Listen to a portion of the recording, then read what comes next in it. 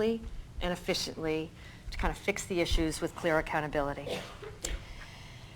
The next piece is about corporate culture, which kind of gets a bad rap. And when I came into the job, I was meeting with the head of a bank, and we owed this bank a lot of money, so he was being quite free with his advice to me and telling me that, the culture was the problem. We had this big bureaucratic corporate culture. We needed to kill the culture, build it from the ground up, because that's the only way we'd save the company. And I was kind of listening politely and realizing I am the corporate culture. Culture is kind of code for people.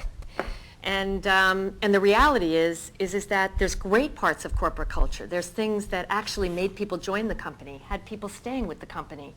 Things like, the value system. I mean, we really appreciate individual respect and diversity and teamwork and quality and a whole set of things, fairness, corporate responsibility. These are all things that people loved about Xerox and why they stayed through the difficult times. And to suggest that you had to kill that culture, it had to change.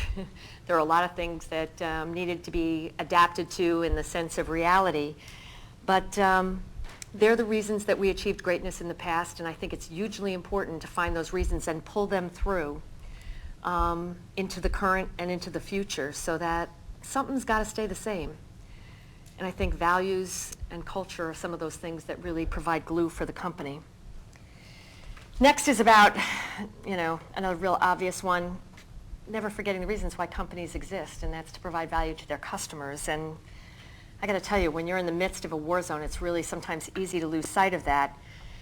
And I make a point, I spend a tremendous amount of time with customers, probably more than most CEOs, partly because I actually like it better than many of the other things I have to do. But I would say that it's helped actually provide a model for, I think, a senior team that probably spends more time with customers than most teams in corporate America. Every one of our executives is specifically assigned to key customers, and they're responsible for ensuring that the resources are there to meet those customers' needs. They have to go out, they got to actually understand what the clients are doing and be their resource point, so that they have that sense of not just being able to serve that customer and understand that they are the center of our universe, but it provides an orientation to them. You start thinking about things with a customer focus. They have to be sort of sitting in the middle of the table all the time when you make decisions. And I think that this is hugely important. We've measured customer satisfaction for years, and I'm not a fan of it because, in our case, at least 95% of our customers always say they're satisfied.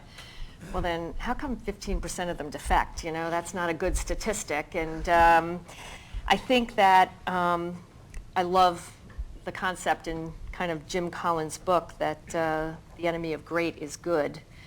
And if you're just providing your customers with good service, then they're probably just satisfied. And if you look at the automobile industry, their satisfaction rates are some of the highest in the world, like 97% now. And 60% of those customers switch brands every time they buy a car. So we're really focused on up in the scale, setting high expectations for what customer loyalty is all about. Last is something I call the vision thing. And it kind of goes back to even when Rome was burning, people wanted to know what the city of the future would look like. Because I used to go talk to people in the early part of this decade, and they weren't asking us if we were going to survive. They were asking us what we would look like when we came through it. And it became apparently clear to me that people are willing to do amazing things, but they also have to feel that it's worth staying for. They've got to have a sense of why it's worth working that hard. What's the vision that you're providing? And they don't mean the vision like, the set of strategy slides, because that's not what a vision is for the vast majority of people that work for you. Leave the PowerPoint behind. I mean, they want to hear the story. We did an interesting thing at the time. We were getting killed by the Wall Street Journal every day. It was just a nightmare. And we decided to write a fictitious Wall Street Journal article dated 5 years from then about where the company would be. And we made it explicit as we could. We talked about what investors would be saying about us, what products we would have launched, clearly went through a complete scenario of the company 5 years out based upon reality, knowing what we had to accomplish. But it became this kind of grounding principle in the company, and fortunately a lot of what we wrote in that article did come to fruition, although I will tell you that to this day I have people ask me about something that we wrote in the article that hasn't happened. And I have to remind them that we made it up, that it wasn't intended to be a literal translation here. So, but I think this need to give people a sense of optimism based upon a sense of reality is something that we often forget in terms of what's required from leaders these days. So, you know, we were talking about some of the leadership heritage at Xerox, and it really was pretty amazing. I have these amazing people to kind of stand on their shoulders. But one of those leaders was a CEO. His name was David Kearns. He was there throughout the 80s, and he actually took us through our first crisis when the Japanese first came into the copier market. And he was really a terrific man, but he used to say that he lived his life as if the details might be reported fairly and accurately in the pages of the New York Times.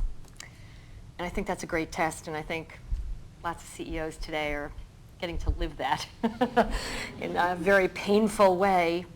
But I think at the end of the day, nothing else much matters, that if our lives were an open book, would we welcome readers? And I think it's a pretty good standard for us to think about. So I think that's a good place to stop. We've got some time for questions. I would be delighted to take them. Thank you.